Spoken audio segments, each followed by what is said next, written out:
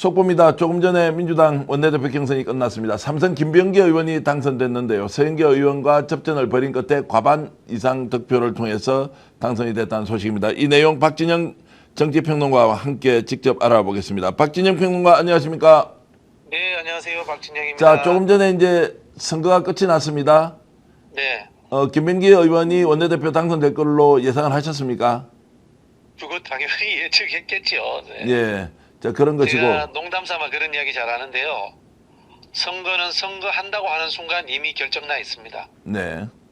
특히 원내대표 선거는 반장 선거에 비유할 수 있습니다. 175명의 우리 반에서 누구를 뽑을 것인가는 하루 이틀의 선거운동으로 결정나는 것이 아니고요. 평소의 의정활동, 평소의 대인관계, 그리고 평소에 좀 표현이 그렇습니다만 친목 이런 부분들도 다 포함되어서 후보가 결정되는 순간 이미 결과는 결정되어 있었다. 이렇게 보시면 됩니다. 자, 대중들에게는 서영교 의원이 훨씬 더 많이 알려져 있고 김병기 의원은 국정원 출신이어서 조용한 의정활동을 했기 때문에 이제 국민들은 잘 모르고 인지도가 좀 낮았다는 이런 평을 받았습니다. 역시 이제 국회의원들이 아마 80% 이상의 이제 일단 투표 반영률을 가지고 있으니까 국회의원들이 결정했다 이렇게 이제 볼 수 있는 거죠. 네, 의원들 같은 경우에는 우리 대중들보다는 좀 더 깊이 있게 보게 되겠죠. 저는 뭐 우리 대중들의 시선도 중요하다고 봅니다. 다만 이 한국 사회의 매스미디어가 워낙 수준이 떨어지기 때문에 왜곡되거나 또는 선정적인 부분들만 우선적으로 보도를 하잖아요. 그러다 보니까 본질적인 실력의 문제라든가 시스템 구조의 문제를 잘 다루지 못합니다. 그러나 같이 일해보면 그런 부분들을 이해할 수 있게 되죠.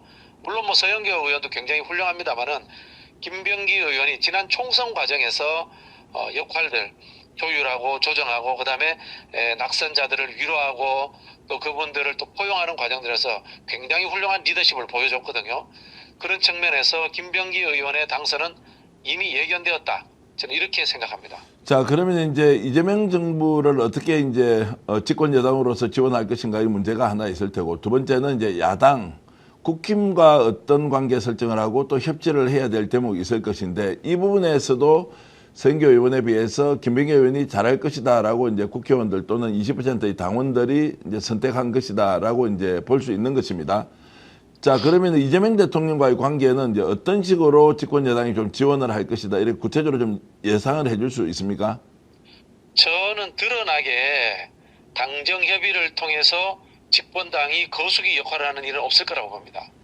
오히려 정치의 영역에서는 당과 국회가 주도하는 모양새를 만들 거라고 봅니다. 즉 검찰개혁, 언론개혁, 사법개혁 이런 주요한 사회 구조개혁에 있어서는 대통령실이라든가 정부보다 당이 먼저 앞서가서 의견을 내는 형태로 갈 거다. 이렇게 보여지고요. 이번 3특검의 임명도 저는 당의 의견이 가장 많이 반영되었다라고 판단합니다. 자, 그 말씀은 이제 결국 당과 정부가 각자 역할을 하면서 독립적으로 움직이고 필요한 경우에는 이제 협력하는 관계, 새로운 이제 당정 관계 또는 당청, 당대 관계가 만들어질 것이라고 이렇게 이제 좀 예상을 하시는군요. 물론 이제 그 물밑에서의 조율은 있죠.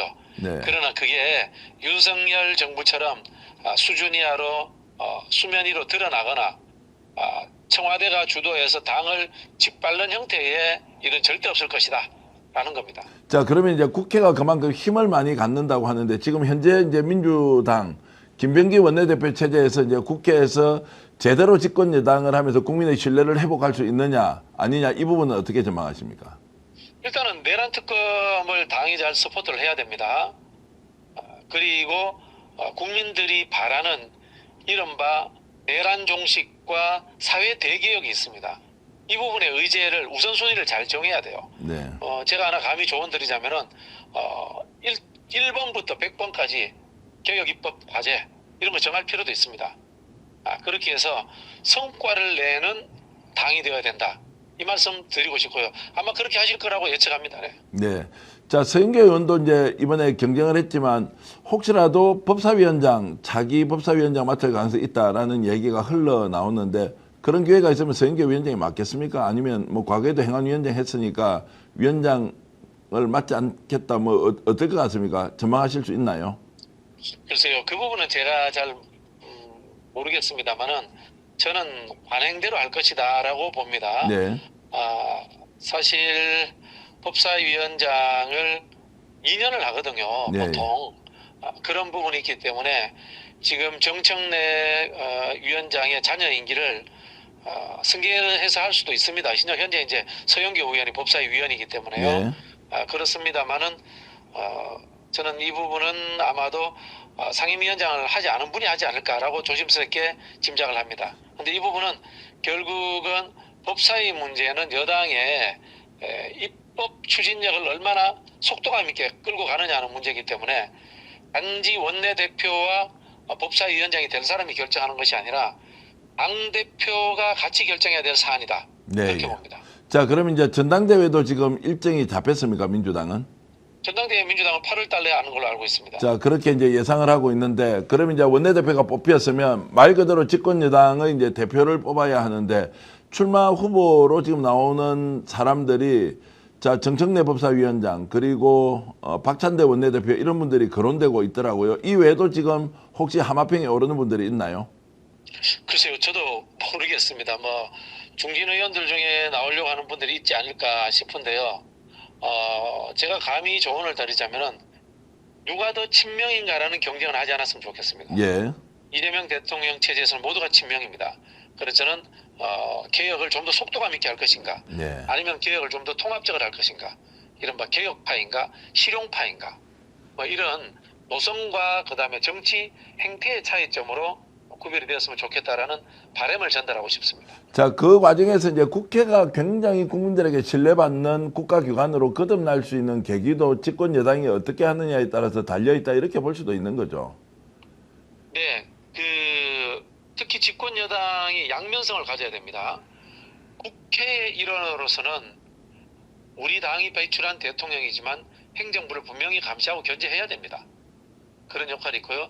또 한편으로는 우리 당이 배출한 대통령이기 때문에 대통령과 발맞춰서 개혁 입법을 주도적으로 끌고 나가면서 이재명 정부의 이른바 험난한 앞에 있는 가시밭길들을 헤쳐주는 역할들을 해줘야 됩니다. 그래야 이재명 정부가 민생과 경제에서 성과를 내기가 용이해집니다. 이른바 이제 선봉대로서의 당의 역할을, 몽골 기병으로서의 당의 역할이 필요하다. 이 말씀 드리고 싶네요. 자, 알겠습니다. 오늘 바쁘신데 박진영 교수와 함께 원내대표 선거 결과 함께 알아봤습니다. 고맙습니다. 감사합니다. 자, 여러분들은 누구를 지지하셨나요? 원내대표 경선 결과가 이제 조금 전에 나왔고요. 김병기 삼선 의원이 당선됐습니다.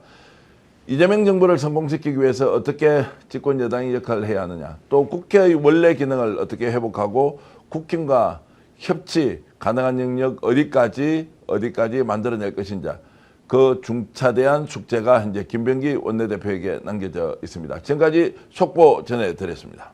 오늘 방송 어떠셨습니까? 마음에 들었다면 구독, 좋아요로 스픽스를 응원해 주십시오. 여러분들의 구독, 좋아요는 가장 큰 힘이 됩니다.